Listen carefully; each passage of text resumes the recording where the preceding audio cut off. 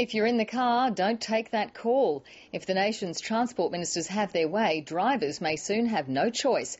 They're considering a total ban on mobiles in cars. A new report has found that even hands-free devices distract the driver and increase the risk of an accident. Not surprisingly, plenty of drivers are against the idea.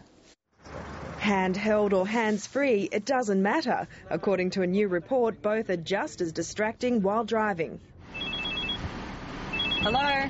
Transport ministers are considering a total ban on using mobile phones in vehicles as part of a draft national strategy to reduce road deaths. We have about 1,500 people on average die on Australian roads every year, but on top of that we have 30,000 people who end up in hospital. The report highlights new evidence that using a hands-free device dramatically increases the risk of crashing. It's particularly around your cognitive functioning when you're driving a car.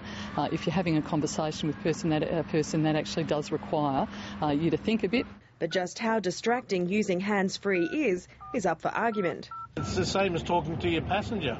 The same amount of concentration is lost or gained. Everyone's just going to use their phone without it, then I would be dying if that was the case. The NRMA is siding with drivers. It's impractical, it will be hard to police, and we just think it's one step too far. One concern is how professional drivers like taxi drivers and truckies would cope.